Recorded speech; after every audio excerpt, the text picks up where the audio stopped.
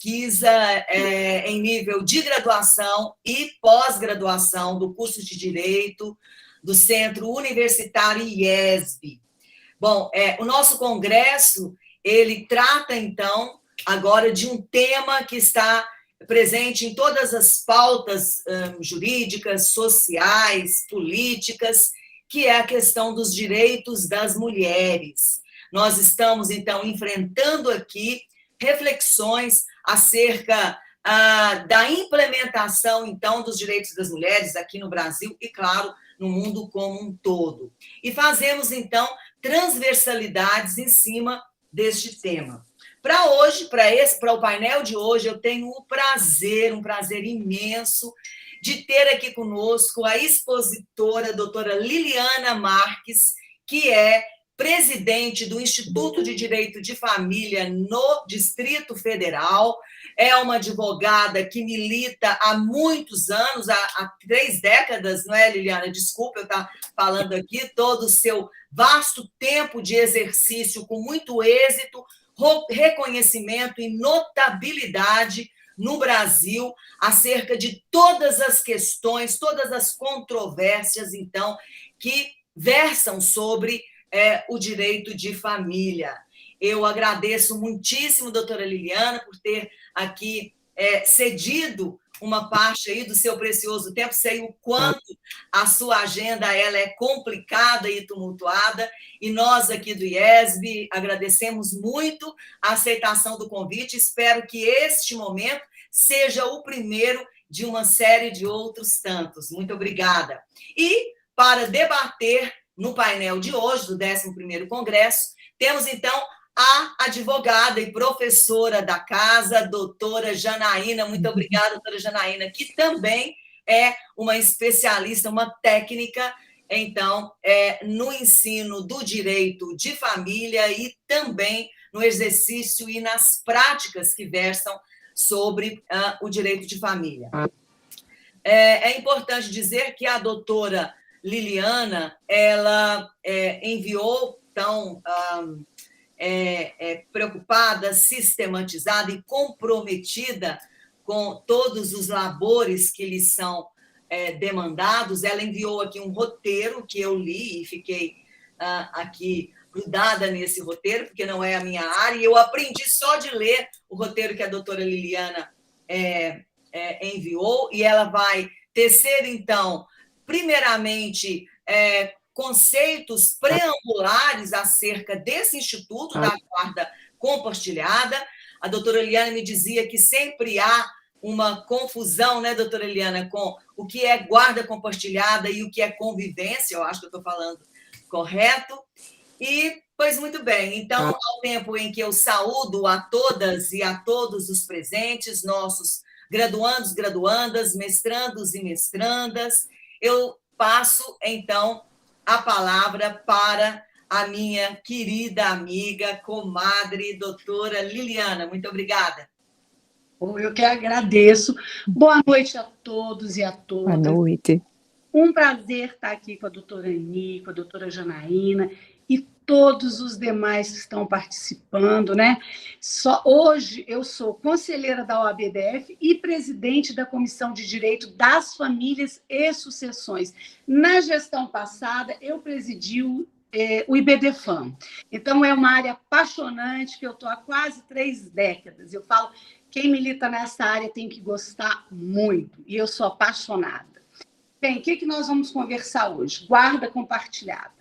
A guarda compartilhada, ela veio através da Lei 13.058, de 2014. É uma lei nova, né? Há ainda confusão por parte de algumas pessoas. Então, a partir de 2014, a guarda compartilhada ela passou a ser obrigatória. O que a gente tem que esclarecer? Anteriormente era a guarda unilateral. A guarda compartilhada ela tem que ter um lar de referência, né? Não se confunde com convivência, que chamávamos até pouco tempo de visitas, né? Não existe mais falar, olha, visitas. Filho não visita pai e mãe, filho convive, né? Então, não se pode confundir guarda compartilhada com convivência. As pessoas falam assim, não, a guarda é compartilhada, então a gente vai compartilhar metade do tempo comigo, metade do tempo com você, eu não preciso pagar alimentos, já que a guarda é compartilhada. Não. A guarda compartilhada tem que ter um lar de referência, um lar que atenda o melhor interesse do menor, né? Tem que se pagar alimentos na guarda compartilhada? Claro, tem que se pagar alimentos. Por quê? O menor ou o incapaz, ele tem despesas fixas que têm que ser suportadas por ambos os genitores, observando o binômio necessidade e possibilidade. Há uma discussão acerca, um entendimento hoje, né? Desde que a ministra Fátima Nancy ponderou, olha, a guarda compartilhada só é viável se tiver um bom entendimento entre os genitores. Não, a guarda compartilhada ela tem que favorecer o menor ou o incapaz, independente do relacionamento. E o que a gente vê? Se não tem um diálogo, se não tem um bom entendimento, a guarda compartilhada, o que é a guarda compartilhada? É para que os genitores, em conjunto, possam decidir as questões importantes, né? Educação, saúde, acerca dos filhos, né? Então, com a guarda compartilhada, os genitores têm que decidir conjuntamente a escola, o plano de saúde, e que os genitores possam, né, o que não tiver lá de referência, continuar exercendo o seu poder e seus deveres para com o filho. Isso é muito importante. O que acontece? Os juízes aqui em Brasília, nós temos, em Brasília, 6 varas de família, até pouco tempo nós tínhamos 7 varas de família, foi desabilitada a 3ª vara de família, que virou a 3ª vara de oficiações, que nós só tínhamos em Brasília 2 varas de ofício, ficou muito pouco, 2 varas, né? Imagina, com a pandemia, se entraram 10 mil processos, 5 mil processos para 2 varas, o judiciário ficou assoberbado. Diferente das varas de Brasília, quando decidem acerca de família e sucessões, as varas das cidades satélites, né, são conjuntas, família e sucessões. Então, isso é muito importante também, que a gente tenha isso em mente.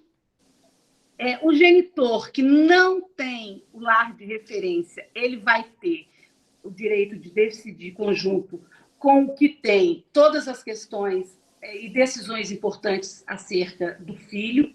Uma coisa muito importante, quando é a guarda compartilhada, o genitor que tem lar de referência, se ele falar assim, olha, eu vou mudar de Brasília para São Paulo, para o Rio, não pode sem anuência do outro genitor.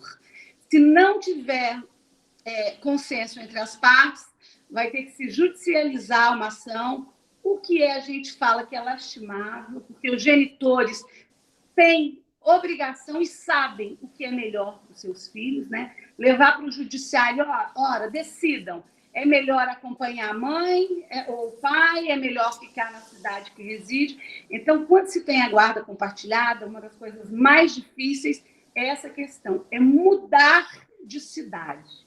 Para mudar, precisa da anuência. Diferentemente da guarda unilateral, o genitor que tem a guarda pode mudar a qualquer momento dentro do Brasil, sem anuência do outro genitor, né? O genitor que tem a guarda unilateral, ele decide sozinho todas as decisões acerca do filho, né? E quando não tem a guarda compartilhada hoje, então hoje é obrigatória a guarda compartilhada. Ela só não vai ter a guarda compartilhada quando um dos genitores declinar, eu não quero a guarda compartilhada. O juiz não tem como obrigar, impor a guarda compartilhada. Ou quando tiver algo agravante com relação ao genitor, que desabone a conduta como genitor, né? Ou, às vezes, quando tiver muito conflito entre os genitores. Lembrando que, quando se trata de guarda, convivência, alimentos, a gente fala transito em julgado nunca. Decidiu hoje guarda compartilhada. Não está dando certo, qualquer um dos genitores pode procurar o judiciário para alterar, desde que tenha fundamento, né, plausível para isso. A guarda é unilateral. Foi uma convivência, uma guarda fixada há muitos anos, né? O genitor ou a genitora faz o papel somente de provedor, o que é muito comum, né? Um paga a pensão e o outro tem todas as responsabilidades. Fala, não, eu quero participar. Basta judicializar, procurar o judiciário e entrar com uma ação para alterar a guarda de unilateral para compartilhada ou de compartilhada para unilateral. Lembrando também que questão de guarda, convivência, podem ser ações separadas, né? De alimentos, a gente fala, pode, deve, porque é um rito especial, ela é mais rápida, alimentos demandam urgência, mas pode ser decidido numa ação de divórcio, numa ação de convivência, numa ação de guarda, tudo pensando no melhor interesse do menor ou do incapaz. A maioridade civil inicia-se aos 18 anos, momento que acaba. O que a gente vê no judiciário? Ações que começam com o divórcio, vai para uma alienação parental, vai para uma ação de convivência, alteração, então fica anos no judiciário, e ali tem um menor ou um incapaz que está ali no centro e está sendo prejudicado. Tá, porque a gente tem que lembrar que não existe, após um divórcio, após um rompimento de uma união estável, que não existe mais um par conjugal, mas existe um par parental. E tudo que é feito entre os genitores vai refletir no futuro dessa criança, seja na adolescência, seja na fase adulta. Então, é muito complicado. O advogado que milita nessa área hoje, ele tem obrigação de usar todos os instrumentos que nós temos hoje. O que é? A mediação, a conciliação e, às vezes, até a constelação. Então, tem que sentar, tem que conversar, porque resolver o processo, a parte técnica, é fácil. Mas, às vezes, encerra ali e tem por anos e anos. Volta ao judiciário. A gente costuma dizer que advogado de família, normalmente é aquela advocacia de partido. Se você trabalhou para um cliente uma vez, dificilmente você não vai trabalhar a segunda, você não vai trabalhar a terceira, desde a fixação dos alimentos até a exoneração dos alimentos. Pensa, a exoneração de alimentos, não obstante a lei falar que cessa a obrigação de alimentos com a maioridade civil, a jurisprudência diz que os alimentos vão até 24 anos ou a conclusão de um curso superior. Agora, se o casal separar quando do nascimento, ou com 5 anos, e tiver conflito até os 24 anos, olha, se a pessoa tiver uma vida de 50 anos, quase a metade da vida é muito complicado.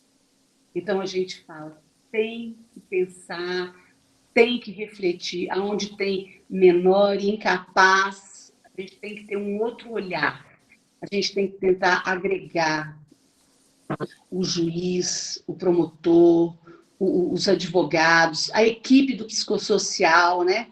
Porque hoje, para a questão de guarda compartilhada, é muito usual que a guarda compartilhada ou a unilateral, ela sempre vem com a questão da convivência, né? Que seria antigamente as visitas.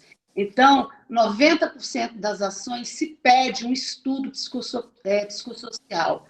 E nós temos, a nível de Brasília, o judiciário, ele tem uma equipe muito boa de psicossocial, então tem que submeter essa criança, né, esse adolescente, a um estudo psicossocial, conjuntamente com os genitores, Isso é muito desgastante para depois falar para o juiz ter um parecer técnico, né? Falando, olha, é melhor, atende o melhor interesse a guarda compartilhada, a guarda unilateral, a questão da convivência, que muitas vezes com uma separação, com um divórcio, há um rompimento muito grande do convívio. Às vezes o genitor que está com o filho não pensa no filho, que o rompimento é muito complicado em qualquer circunstância da vida. Agora, você afastar um pai ou uma mãe de um filho sem motivo relevante, claro que nós temos, sim, ações que têm motivo relevante, mas eu digo que a maioria não.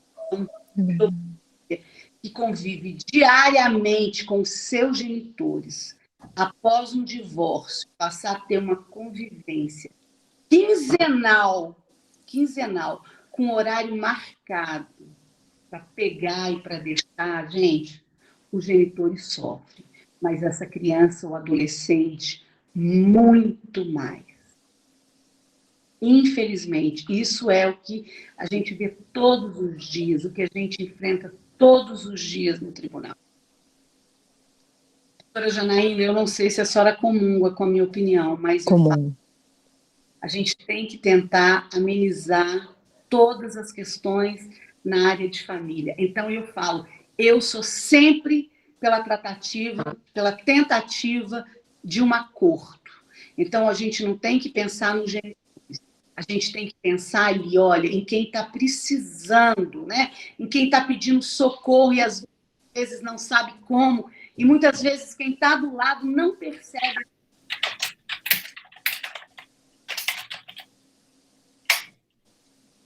Ó, se deixar, eu vou falar... Pode, por favor, prossiga, ainda temos tempo, sim. Então, a gente fala assim, guarda compartilhada, vamos para outra coisa relevante. Olha, os pais moram em cidades diferentes, os pais moram em países diferentes. Isso inviabiliza a guarda compartilhada? No meu entender, não. A guarda compartilhada, ela não requer a presença física constante.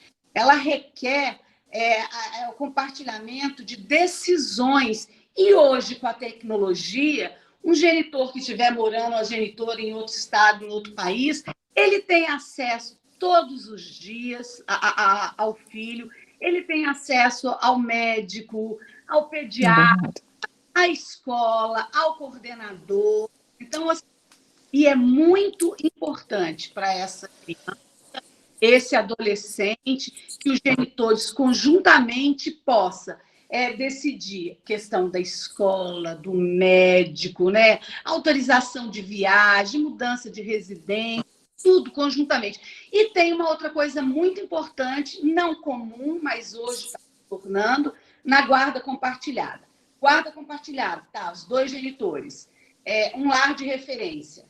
Então, tem-se também a guarda compartilhada com 3 lares de referência. O que significa isso? Permanece o lar que a criança mora, que a criança está habituada, e o pai e a mãe, cada um tem um lar. Então, na semana, quando estiver com o pai ou com a mãe, cada um vai para esse lar. Olha que interessante. O pai tem um lar, a mãe tem outro, e tem esse lar que é comum. Então, quando o pai ou a mãe estiver, eles que se deslocam, isso tudo pensando no melhor interesse da criança. Olha só, a guarda compartilhada, quando existe um bom entendimento, quando se querem preservar o melhor interesse, como é importante. A gente fala, a guarda compartilhada, ela é obrigatória? Não, mas ela é desejável, né? Ela é desejável. Nós hoje, a nível de Brasília, já temos uma corrente majoritária que diz que, independentemente do bom relacionamento dos genitores, tem que ser fixada essa guarda compartilhada, porque o que acontece? Às vezes, não é comum, mas infelizmente, a gente vê um dos genitores manipulando, né, para que realmente não tenha um bom diálogo, para que não tenha uma guarda compartilhada, consequentemente, vai ocorrer uma alienação, o que é gravíssimo, gravíssimo. Doutora Janaína, alguma observação? Não, só estava pensando aqui nessa ninhação, né?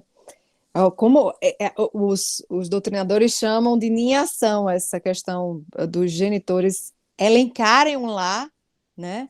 Para poder manter a boa convivência e o melhor interesse da criança, porque por muitas vezes o que é que acontece nessa situação, né? Quando há ruptura, ou, enfim, nem chegou a ter uma convivência constante entre esses genitores, mas o fato é que eles simplesmente eles passam a conviver de forma, né, desmembrada com esse filho, com esse infante.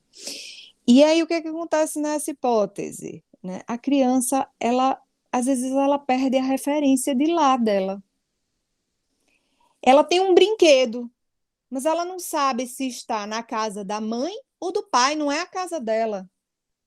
Isso é muito comum, doutor. A gente fala que as pessoas confundem também a guarda compartilhada com a guarda alternada, que não existe no nosso direito, que seria a criança ficar uma semana com a mãe, uma semana com o pai, que nós chamamos de criança mochileira.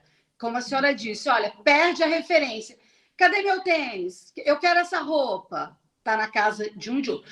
Pouquíssimos casos eu já levei ao judiciário, que pais decidiram, mesmo levando, o Ministério Público tem muita resistência, né, em alternar, a criança alternar residência, porque vira realmente uma criança sem referência. Agora, se não tiver acordo, eu nunca vi uma decisão, nenhuma decisão que diga, não, vai passar uma semana com o pai, vai passar uma semana com a mãe.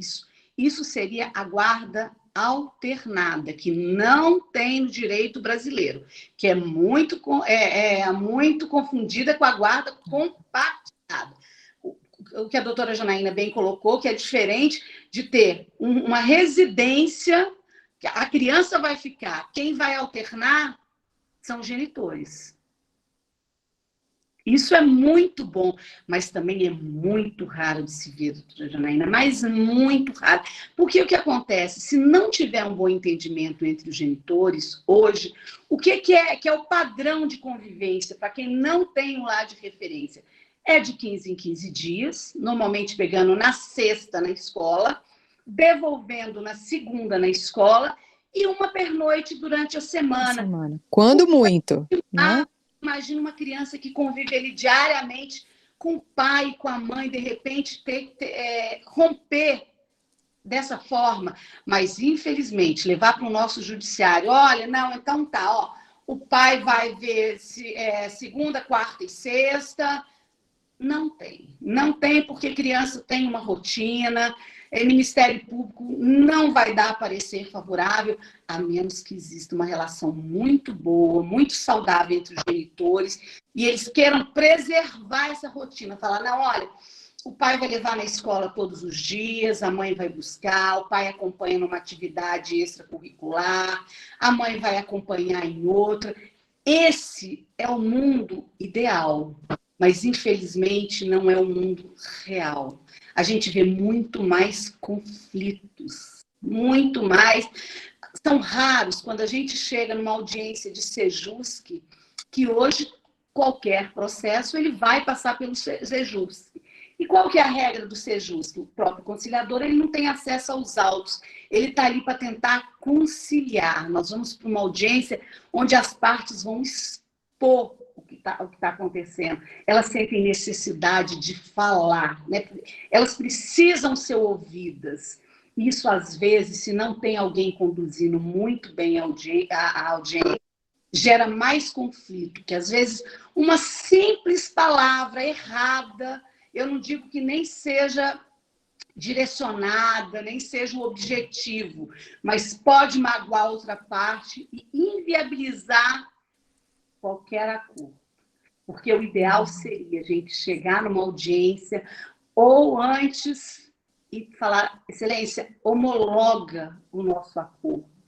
Seria, olha, é o mundo ideal. Por quê? Porque os juízes, os promotores, os advogados, infelizmente ou felizmente, vai ser mais uma causa, mais um processo, que tem-se um padrão, entre aspas, cada caso é um caso a ser analisado, mas não adianta falar convivência todo dia, não. Agora sim, o genitor sabe a necessidade, sabe o que é melhor para os seus filhos, né? Mas às vezes demoram anos. E aí o prejuízo já foi muito grande. Outra coisa que a gente coloca, olha, se as partes conseguirem fazer um acordo e levar para o judiciário homologar, ótimo. Vai atender o melhor interesse, com certeza, do menor. Agora, às vezes, se as partes não conseguem chegar num acordo, a gente tem que pensar que procurou o judiciário para auxiliar, porque as partes não conseguiram chegar a um acordo. Então, tem que colocar, olha, porque eu entrei, não é porque eu quero briga, eu entrei porque nós não conseguimos conciliar, acordar, então nós estamos buscando judiciário para que possa intermediar. Também eu digo que, assim, olha, pelo menos os meus processos, 90% a gente chega, nem seja na audiência de instrução, a gente consegue conciliar.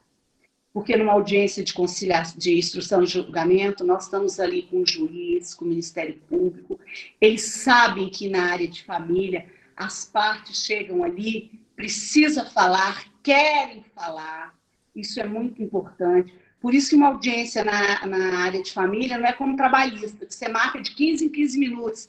Família, você precisa, no Sejusc, tem-se até 2 horas, chegando a 3 horas para poder conciliar. Isso é muito importante, muito importante.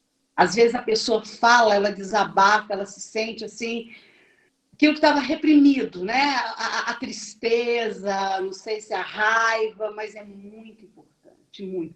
E outra coisa que a gente tem que ter na cabeça, e tem que passar, os operadores do direito, vocês que já estão, quem está no mestrado, está advogando, quem está fazendo curso, tem que falar, olha, pai e mãe, jamais falem para o seu filho mal do pai ou da mãe. É uma criança, mas cresce. A alienação parental começa aí. Isso é gravíssimo. O pai não é bom, a mãe não é boa. Quem escolheu? Então não adianta chegar para o juiz e falar assim, olha, a mãe não presta, o pai não presta. Quem escolheu? Então, hoje cabe. Não quer falar, não quer elogiar, não fala mal. Porque fica feio para quem fala e mais grave ainda, que vai pesar para a criança. Ouvir a mãe ou o pai falando mal um do outro. Não pode acontecer isso. Isso só agrava a situação. Então, a gente tem que pensar na área do direito. Vamos falar de guarda, de alimentos, de convivência. Os operadores, eles têm dever legal de tentar conciliar, de amenizar, que é o que vai atender o melhor interesse. Comunga da opinião, doutora Janaína? Sim, eu chamo até esse dever legal do advogado, tá? De humanização na militância, porque a gente usa a expressão militância, né, do direito de família, mas ela é uma expressão dura, né? Robusta. E aí eu costumo dizer que é a humanização, na verdade, do direito de família. A gente fala que, olha, no direito de família, o que é mais importante é o diálogo. O diálogo a gente resolve, às vezes não fez, às vezes da segunda. Nós tínhamos um juiz aqui, eu não sei se a doutora Janaína chegou a ter alguma audiência, o processo, doutor Fernando Luz. Ele era o juiz para de família. Ele casos complicados, falava, olha, não sai um sem resolver. Ele marcava necessário for, 10 audiências. A gente brincava, excelência, parece carnê das Casas Bahia. Ele fala, não, ele marcava a primeira audiência, não tá, marcava a segunda, a terceira, para saber, olha, tá dando certo, tá resolvendo, mas resolvia, não saía. Infelizmente, foi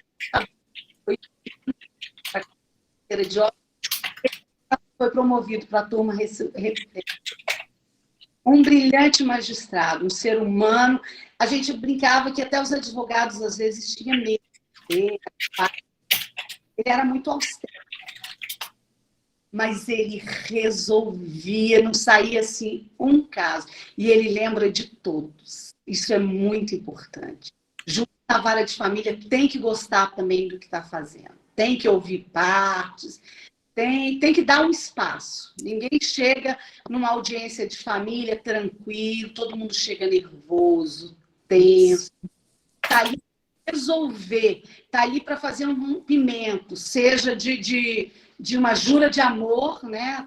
Até que a morte nos separa, ou quem é muito racional, que vê o casamento simplesmente como um contrato, fala, olha, vamos desfazer o nosso contrato, a nossa sociedade, questões financeiras, que são muito conflituosas, partilha de bens, alimentos, né? Questão de convivências e guarda. Uma coisa muito interessante hoje também que a gente tem que ver, algum tempo atrás, a gente falava que 90% das guardas compartilhada, unilateral, o lar de referência era da genitora. Às vezes alguém até falava assim, nossa, a mulher sobrecarregada, ao fim do casamento ela fica com o filho, todas as obrigações, quer dizer, antes de 2014 não tinha nem a guarda compartilhada, então sobrecarregava, cuidava da educação, da saúde, do lazer, de tudo. E muitos dos pais, às vezes, omissos, porque quando há um divórcio, uma separação, a tendência é que as partes se distanciem, né? As partes, eu digo o ex-marido e ex-mulher, mas não poderia se distanciar do filho ou da filha, mas isso acontece muito. Vem novas relações, né? A nova vida social e vai deixando de lado. Mas hoje nós temos muitos genitores, muitos pais procurando o judiciário que quer a guarda compartilhada, que quer uma convivência maior. Isso é um avanço muito grande, mas muito grande. O genitor ou a genitora que não tem o lar de referência, a guarda compartilhada, buscando o judiciário para falar, não, olha, eu não quero ser só provedor, eu quero cuidar, eu quero participar. Como isso é importante.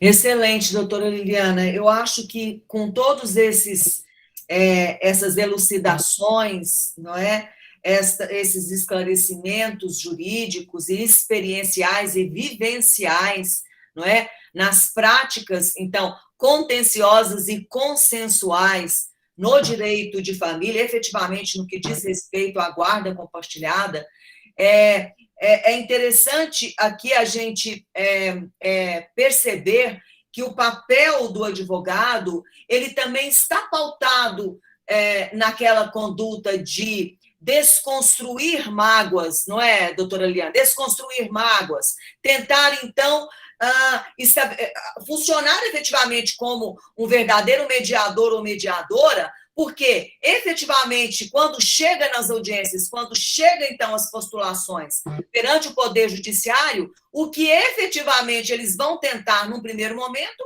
é a questão da mediação, é a questão de um acordo. Então, o treinamento e estabelecer técnicas para essas desconstruções de mágoas e para essas tentativas, não é, de acordos, ela é fundamental, então, para a atuação no direito de família e, efetivamente, quando diz respeito à guarda. É isso, doutora Liliana? Com certeza. Hoje é o papel de todos os operadores, não só o advogado, é o juiz, é o Ministério Público, tem que tentar amenizar, conciliar, é muito importante. Nossos tribunais estão assoberbados. Não adianta resolver a parte técnica e deixar o conflito entre as partes, porque vão voltar para o judiciário novamente. E quando as partes conseguem construir um acordo, é muito mais fácil de cumprir do que uma imposição, do que através de uma sentença.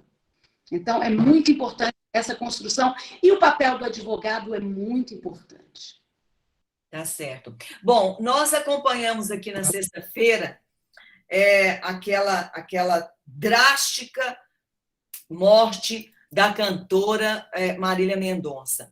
Eu li agora essa semana, não é, um depoimento do pai do filho da Marília Mendonça, dizendo que a guarda do Léo, do filho da Marília Mendonça, vai ser compartilhada com a avó. Fala sobre isso para a gente, doutora Liliana. Olha, isso foi uma decisão muito acertada. Eu não tenho conhecimento, né? Não sei se realmente foi judicializado, homologado, mas a criança morava com a mãe e a avó. A criança tem vínculos com a avó. É muito comum, na falta de um dos genitores, que a guarda seja compartilhada com a avó, com o outro genitor, ou às vezes até com um tio, a guarda compartilhada entre 3 membros da família. É muito importante, porque essa criança tem laços com a família materna e tem laços com a família paterna. E o que vai atender o melhor interesse? Seria muito triste. Já pensou se esse pai falasse, não, olha, a guarda vai ser unilateral, vai ficar comigo, a avó tem o direito de visitas avoenga. A criança já está sendo apenada, né? No futuro vai ter, em razão da perda da mãe. Claro que, por mais que a avó, as tias, todo o aparato que tem certeza que vai ter de pessoas cuidando e amando, né? Mas um dia ela vai entender que perdeu a mãe e vai entender que a avó estava ali, que fez o papel. Não é substituir a mãe, mas tem um amor igual, porque diz que ser vó, eu ainda não sou, mas pretendo. Diz que ser vó é melhor do que ser mãe, que amor de vó é assim, um amor incondicional, como de mãe, né? Sem as obrigações, diga-se de passagem. Então, assim, eu acho que vai ser muito importante para essa criança, né? Então, hoje, espero que o que se esteja divulgando, né? A avó está tecendo elogios ao pai, que é uma pessoa bacana, e mais importante, eles sabem que isso era o desejo da mãe, na falta da mãe. A mãe deixou uma mensagem no dia que estava viajando para o pai cuidar do filho, né? Quer dizer, ela não sabia que isso seria para sempre, sem ela. Então, assim, tudo que for com relação à criança tem que ver o melhor interesse. Não resta dúvida que essa guarda compartilhada entre a avó materna e o pai atende o melhor interesse dessa criança. Doutora Liliana, qual seria, aqui contando para nós, um relato de um caso pitoresco, um caso emblemático, que lhe impressionou aí nessas décadas aí de atuação no direito de família e que diga respeito à guarda compartilhada?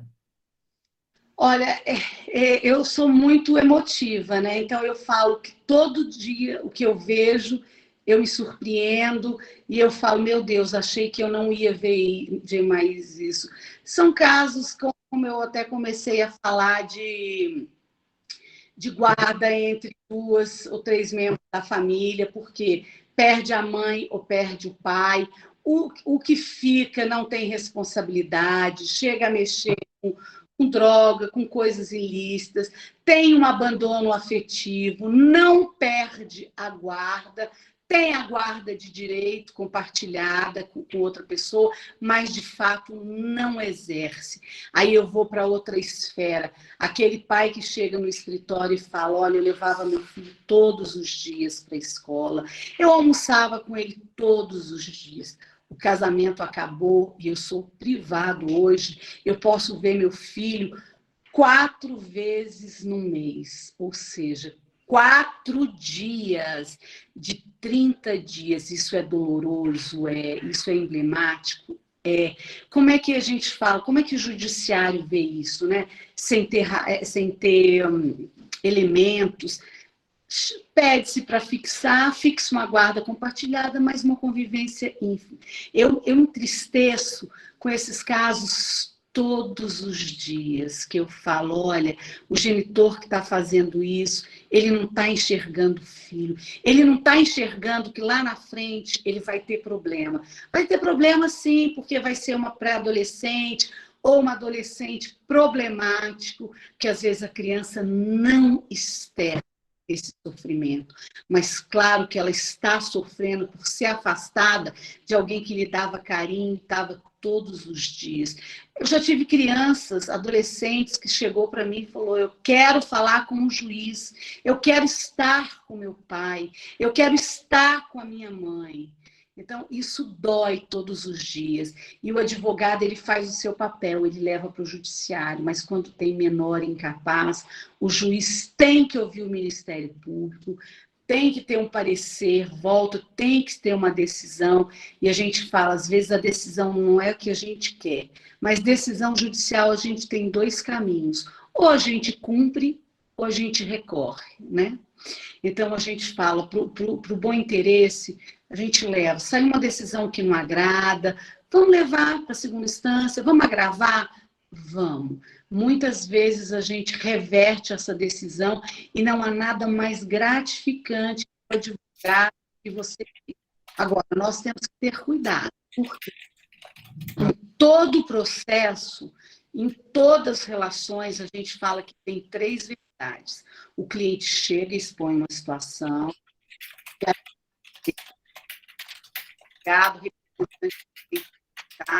aí, às vezes, nós somos surpreendidos com a verdade da outra parte e a gente fala que tem a verdade mesmo, que a gente não vai ter acesso. Às vezes, até o advogado é induzido a erro, né?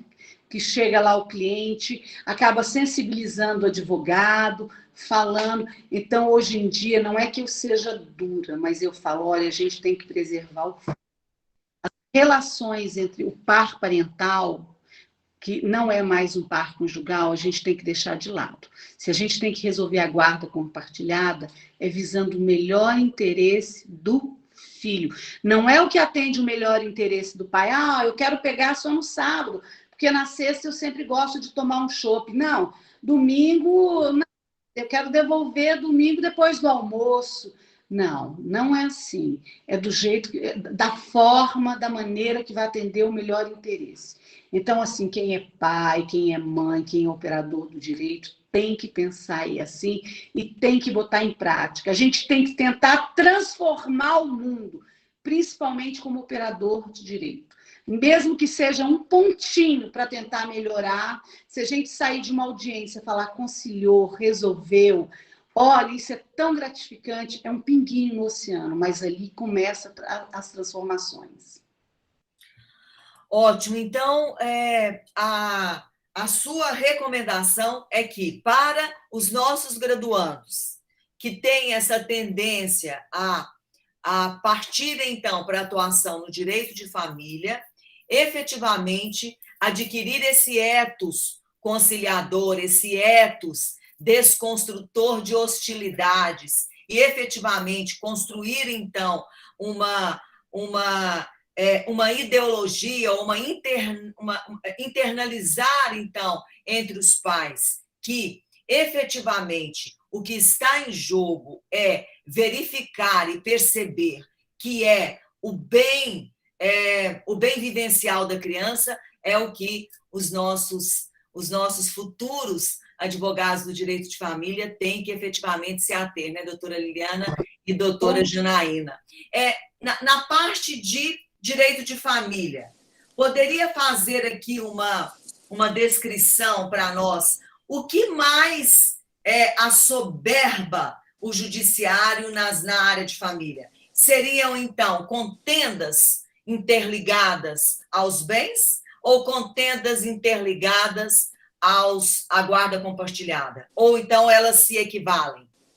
Eu acho que, olha, quando se trata do menor, eu acho que alimentos e guarda compartilhada, sem dúvida. A questão de alimentos é muito conflitante, sem dúvida alguma, né? Quem está pagando sempre acha que está pagando muito, quem está recebendo pouco. E a questão da guarda compartilhada. São essas duas maiores. Olha só, doutora Janaína, concorda com todas essas... O que mais poderia agregar e o que mais teria a comentar, então? Vamos lá, primeiro parabenizar, né, que eu não teria exposto de uma forma com a maestria tão simples, direta, objetiva, para que os nossos alunos e aqui todos os que nos acompanham, né, nesse verdadeiro, desculpa até a informalidade, mas nesse verdadeiro bate-papo a respeito, né, da guarda compartilhada. Eu não sei se a doutora Eliana comunga, tá, da mesma impressão, ou se a minha impressão foi equivocada, mas eu já tive alguns casos em que o resultado foi a imposição da guarda compartilhada e que as minhas clientes, elas receberam isso, né, de uma forma conflitante. Explico. Tá? O sentimento dela é que ela falhou. Porque ao longo das décadas, né, houve uma ideia em que a guarda ela deveria ser deferida unilateralmente para a mulher. Ah, então, assim, elas chegam com esse sentimento de que elas foram, né, derrotadas Às no vezes, processo. Mais comum a mulher chegar na audiência e falar assim, meu filho, minha filha. O que eu falo, não. Filha de você, filha dos dois. Porque a mulher tem... Eu não sei se isso é de mãe, né? Falar. Isso, às vezes, ofende a outra parte. Não, é nosso filho, é nossa filha. Então, a mãe, realmente, quando a imposição da guarda compartilhada, né? E aqui em Brasília, em primeira instância, esse entendimento é majoritário, tendo diálogo ou não, a maioria dos juízes vai impor a guarda compartilhada, mas normalmente se reverte em segunda instância, o que é muito ruim, né? Não tendo diálogo. Imagina, olha, eu quero no marista, não, eu quero na católica. Não, olha, minha religião é adventista, a sua é católica. Eu sou vegetariano, não, eu adoro carne. Pensa o que essa criança vai vivenciar. É muito complicado, muito. Então tem que ter muito bom senso, tem que ter parcimônia. Então eu digo, o mais importante é o diálogo. Esse diálogo tem que começar tem que ser saudável. Se não tiver, o segundo passo, que é o primeiro juiz da causa, é o advogado. Então, pegar um advogado, não adianta pegar, falar assim, não, olha, não aceita isso, vamos brigar, vamos fazer aquilo. Isso é horrível, horrível. Quem chama isso, conciliar. Vai ser o primeiro. Se a gente não conseguir conciliar, a gente ainda vai ter o auxílio do judiciário. Agora, pai e mãe não tem nunca que foram derrotados. Interesse comum. Se eles não deram certo, a vida que mas obrigação legal. Ele tem deveres e obrigações quanto ao filho ou aos filhos. Isso é muito importante. É difícil? Gente. Volto a dizer, esse é o mundo ideal, não é o real. Mas a gente está caminhando. Há tempos atrás a gente falava em mediação, em conciliação, em constelação, que hoje a constelação tem surtido efeito, né? A constelação nós temos aqui em Brasília em vara de família, não é obrigatório, nós temos 2 varas, salvo engano, no Núcleo Bandeirante da Guatinga, que a juíza convida para participar, e a gente já tem um feedback que as pessoas que participam de uma constelação, a juíza normalmente marca uma audiência para aqui até 15 dias depois, e se resolve. No caso que você estava assim, 5, 6 anos depois de uma constelação incrível, resolve. Olha que importante. Doutora Janaína está mudo. Me perdoem. Tá mudo, Janaína? Me perdoem. É que a Rafaela acabou de chegar em casa. Tá subindo. Vai sentar aqui no colo da mamãe para participar da live. Oh, com 16 anos, pensa, mãe coruja. Senta aqui, meu amor. Bom, doutora Liliana, eu gostaria, então, de fazer aí as últimas considerações acerca da exposição.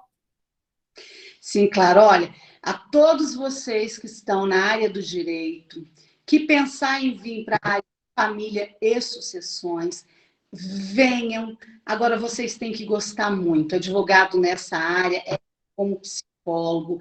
Muito importante conciliar. A advocacia está avançando, é a que mais avança, é receber o cliente e falar, vamos resolver da forma do melhor interesse, seja alimento, seja convivência, seja guarda. Resolve o problema entre os genitores da forma que melhor lhe convier, seja o divórcio, a partilha. Agora, foca em resolver o dos filhos da melhor forma possível. Direito de família avança todos os dias e hoje é conciliar, mediar e resolver da melhor forma.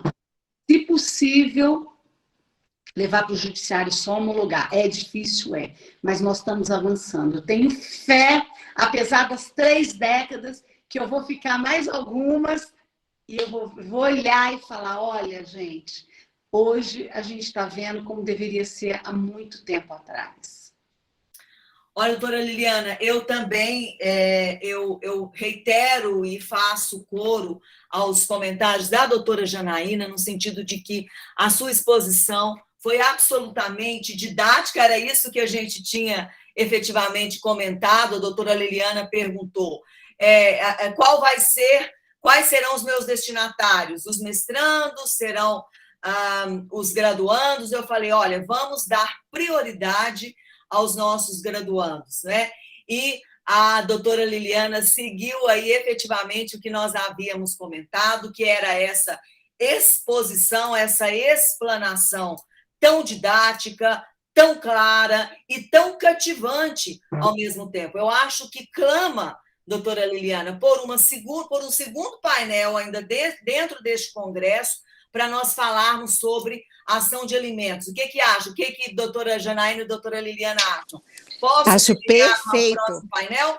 Eu estou à disposição. Excelente. Vamos delineá-lo, então, para a próxima semana, e aí a gente configura isso nos bastidores.